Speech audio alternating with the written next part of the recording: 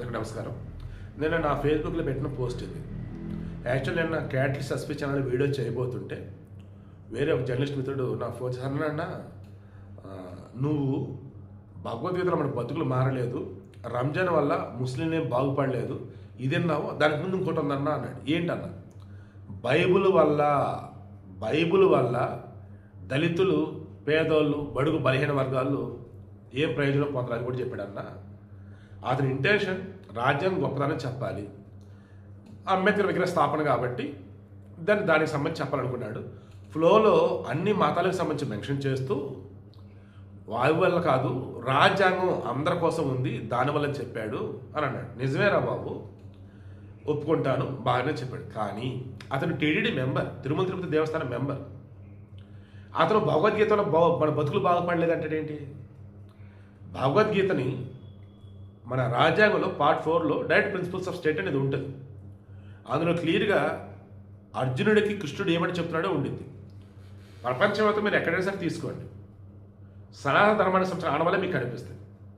ఈ రాజ్యాంగానికి బేస్ కూడా మిగతా దేశాల నుంచి చాలాసార్లు తీసుకున్నారులే, కానీ మన పురాణ ఇతిహాసాలు అటువంటి ఎస్పెషల్ భగవద్గీత ఎన్నో అంశాలు తీసుకున్నారు.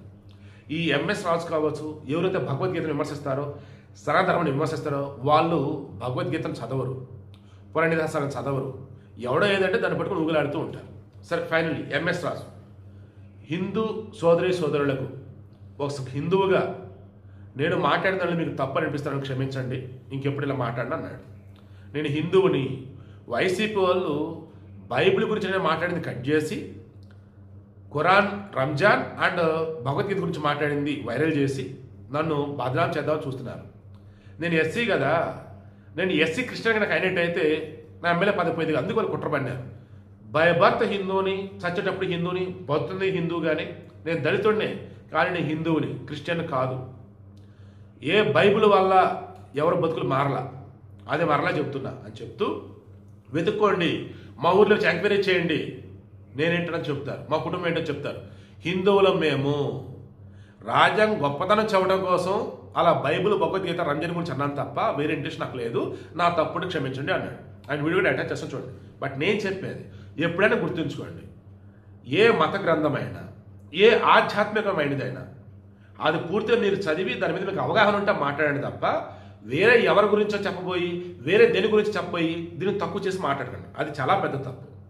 సో మొత్తానికి టీటీడీ సభ్యుడిగా కంటిన్యూ అవుతాడు, ఎమ్మెల్యేగా ఉంటాడు. ఎందుకంటే అతను ఎస్సీ హిందే, ఎస్సీగా ఉన్నటువంటి ఈ క్రిస్టియన్ అయితే కాదు, సో కన్వర్టెడ్ కాదు, హిందువే. సో ఆయన ఎమ్మెల్యే పదవి పోదు. అండ్ నేను హిందువుని క్రాస్ చెక్ చేసుకోండి, నా తప్పేనో క్షమించండి అని అన్నాడు కాబట్టి టీటీడీ మెంబర్ కూడా ఉంటాడు. సో ఇక మీద మీరైనా ఎవరైనా ఎప్పుడైనా ఎవరి గురించి అని చెప్పాలి, పోడాలనుకున్నప్పుడు వాళ్ళ గురించి మాట్లాడే తప్ప ఎట్టి పరిస్థితుల్లో కూడా మీకు తెలియని దాని గురించి, తెలిసి తెలియకున్నటువంటి మిడిమిడి జ్ఞానంతో మాత్రం మాట్లాడకండి. భగవద్గీత అన్నది ఎవరు చదివినా గొప్పగా పరిపాలిస్తారు. భగవద్గీత అన్నది ఎవరు చదివినా గొప్పగా బతుకుతారు. అది ఒక జీవన విధానానికి సంబంధించింది మహోత్కృష్టమైనటువంటి మహాగ్రంథం భగవద్గీత. అందుకే అన్ని దేశాలలో మతాలకు అతీతంగా, ప్రాంతాలకు అతీతంగా దాన్ని స్టడీ చేస్తున్నారు, పాఠాలుగా చెబుతున్నారు, బాగుపడుతూ ఉన్నారు. రాజ్యాంగం, భగవద్గీత రెండింటిలో ఏదో నీకు చెప్పు అన్నప్పుడు నేను భగవద్గీతనే కోరుకుంటాను. ఎందుకంటే ఒక మనిషి అన్నవాడు ఎలా బతకాలో చెప్పింది. నేను ఒప్పుకోను నీ మాట, ఎందుకంటే రాజ్యాంగం సిస్టమ్, అది సిస్టమేటిక్గా వెళ్ళిపోయింది. భగవద్గీత నాకు సంబంధించింది, వ్యక్తిగతం, ఇండివిజువల్ అది. సో నేను వ్యక్తిగతంగా కోరుకుంటా. రాజ్యాంగం ఉన్నప్పుడు అందరికి తెలిసిందే కదా, అవైలబులే కదా. భగవద్గీత అందరికి తెలిసి అంటారేమో, తెలియటం వేరు, దాన్ని ఆచరించడం వేరు. అది నేను చెప్పాను. బైబిల్ వల్ల మన జీవితాలు మారలే, భగవద్గీత వల్ల మన బతుకులు బాగుపడలే, రంజాన్ వల్ల ఈ దేశంలో ఉన్నటువంటి ముస్లింల యొక్క తలరాతలు మార్చలే. వీళ్ళందరి తలరాతలు మార్చింది భారత రాజ్యాంగం. అందరికీ నమస్కారం. గత 2 రోజులుగా YSR Congress party social media, కొన్ని యూట్యూబ్ ఛానల్లో నేను భగవద్గీతని అగౌరవపరిచినట్లు, హేళన చేసినట్లు అసత్యపు ప్రచారాలు చేయడం జరుగుతూ ఉంది. నేను ఎక్కడా కూడా భగవద్గీతని గాని ఇతర మత గ్రంథాలను గాని కించపరిచే వ్యాఖ్యలు చేయలేదు. కేవలం డాక్టర్ బాబాసాహెబ్ అంబేద్కర్ గొప్పతనం, భారత రాజ్యాంగం యొక్క గొప్పతనాన్ని చెప్పే ప్రయత్నం చేశాను.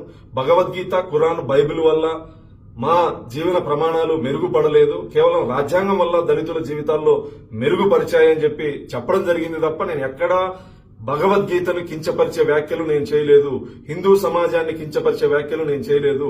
కేవలం ఆంధ్రప్రదేశ్ లో ప్రస్తుత పరిస్థితులు, తుఫాను ప్రభావిత ప్రాంతాల్లో గౌరవ ముఖ్యమంత్రి గారు చేస్తున్నటువంటి కార్యక్రమాలు, ప్రజలు హర్షం చేస్తున్నటువంటి పరిస్థితుల్లో కేవలం డైవర్షన్ కుట్రలో భాగంగా YSR Congress party social media చేస్తున్నటువంటి అసత్యపు ప్రచారం. నేను హిందువుని, దళితుణ్ణి, గౌరవ ముఖ్యమంత్రి గారు నాకు టీటీడీ పాలక మండలి సభ్యుడిగా అవకాశం ఇస్తే నా నియోజకవర్గంలో శ్రీనివాస్ కళ్యాణం నిర్వహించాలని చెప్పేసి 8 నెలల క్రితమే నేను లేఖ రాసిన వాడిని. గౌరవ ముఖ్యమంత్రి గారు 5,000 గుళ్ళు నిర్మాణం చేయాలి అని చెప్పేసి టీటీడీని ఆదేశిస్తే ఎక్కువ శాతం దళితవాడల్లో ఈ దేవాలయాలు నిర్మించాలని చెప్పేసి నేను టీటీడీకి విజ్ఞప్తి చేసినటువంటి వాడిని. కేవలం కొంత సోషల్ మీడియాలో వైఎస్ఆర్ కాంగ్రెస్ పార్టీ పనిగట్టుకుని నేను క్రైస్తవుని అసత్యపు ప్రచారం చేస్తా ఉంది. నేను ఈ సందర్భంగా వైఎస్ఆర్ కాంగ్రెస్ పార్టీ నాయకులకి సవాల్ విసురుతాను.